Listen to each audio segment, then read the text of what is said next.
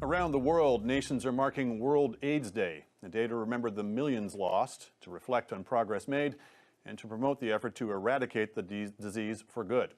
More than 35 years later, it's still a global epidemic, and Canada is not immune.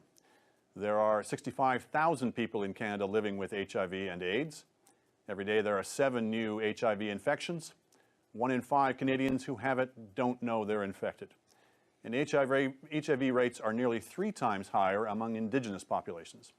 Today, the federal government announced a new investment of more than $26 million to target HIV prevention in Canada. Where will that money go, and how could it help bring down the rate of infection?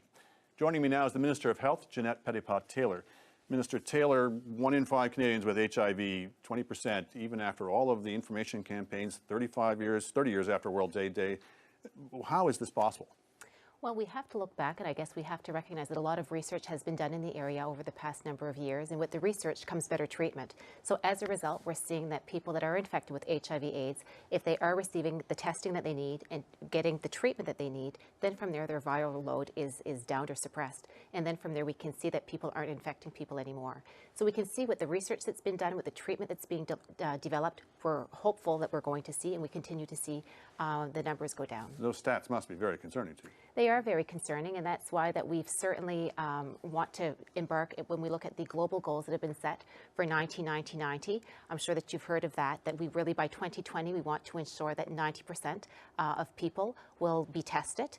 90% of those people that are tested will actually be receiving the treatment, and 90% of those on treatment will actually see that their viral count will be low, so that it'll be suppressed. So those are the types of initiatives and the goals that we're focusing on, but also we have to focus on the work that needs to be done on the ground. And that's why today I was very pleased that I was able to announce $26.4 million in the area of a community action fund. So what we're doing, we're going to be funding agencies that provide frontline services to people that are living with HIV/AIDS or any other blood-borne diseases, because we know that on the ground that's where the work needs to be done, and we want to make sure that people have the tools that they need. But how do we get people to make sure that they know their HIV status? I think it's been suggested maybe it should be a routine part of a doctor's general doctor's appointment. What other things? I think the first thing that we really have to do, Andrew, is to really look at the issue of stigma.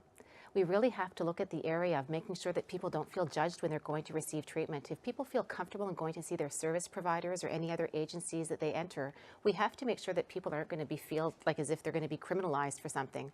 So we have to make sure that the services are user-friendly, and also that the professionals receive the help that they need and the training that they need to make sure that people are feeling comfortable and at ease in getting the testing that they need. It's easy to say there shouldn't be the stigma, but how do you dispel that kind of stigmatization? Is that something hard for a government just to write a check or pass a law, right? But that's why it's really important to make sure that awareness campaigns are done, and also that there's peer-to-peer support that's available. When we look at the work that's being done on the ground, oftentimes these agencies are very well equipped to make sure that they can deliver the services that are needed.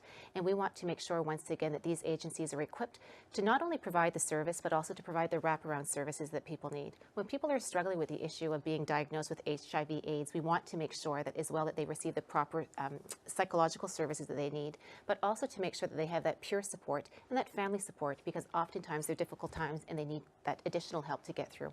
How do you get through to isolated communities where there's this question of access? And what part of your plan is that directed at? When we look at our numbers of HIV/AIDS in Canada, we know that there's 3 groups that are really overrepresented. That would be our First Nations Indigenous communities. It would also be our gay men and also individuals that are injection drug users. When it comes to our Indigenous communities, we know that some areas are very isolated. Specific funding is going to be put in specific areas to make sure that we can target those areas and the other 2 areas as well, because we want to make sure that people will have access to services, and also services that are culturally appropriate as well. And how are you going to measure your success in that regard? Well, again, with respect to the grants and contributions that have been given, there's certain indicators there that have been put in place, because we really want to make sure that we can see measurable results, and that's really what this funding is all about. Some HIV activists are calling for the end of criminalization of non-disclosure of HIV status. Where do you stand on that? Well, actually, interesting today, we've seen that the province of Ontario has released a paper, and also our Justice Minister released a document or a report today as well, looking at specifically that. We were very pleased that the Public Health Agency of Canada was able to consult with all the chief public health officers across the country to talk about specifically that. we don't think that we should be criminalizing someone's medical condition. That should not be the case at all. So those are the types of conversations that we're having, and that's exactly what the document that was reported today that was released. If the criminal approach, though, is not the way to deal with that, there's still nevertheless a problem to be addressed there. How do you deal with the issues that was meant to address? If there's intent that someone has done a criminal offense, that's one thing, but we certainly can't criminalize a medical condition. Right. And at the end of the day, that's really what it's all about.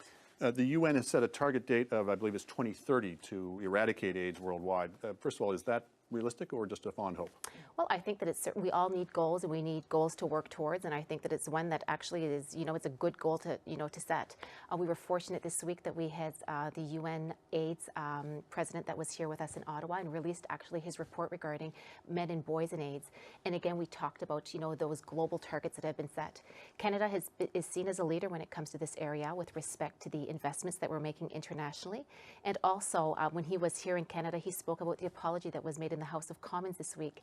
His comment that he made about that, he was indicating to us that there's still many countries in this world that are criminalizing, homosexual activity, and really a lot of countries have homophobic attitudes still. So he was just indicating, coming to Canada, we're really seen as a world leader, and he was commending us. And he was actually saying the world needs more of Canada when it comes to these types of issues. Just finally, tell me a little bit more about some of those international efforts that we're contributing to. Yeah, well, Marie-Claude Bibeau has made some significant announcements over the past number of years that she's been the minister responsible. Investments that have been made specifically in women's health as well, but also with respect to, providing assistance to countries that are facing with the HIV/AIDS epidemic. So those are the types of investments that we have made, in hoping that we can get the numbers down and gain effective control of the situation. Very good. Well, thank you, Minister Ginette Petitpas Taylor.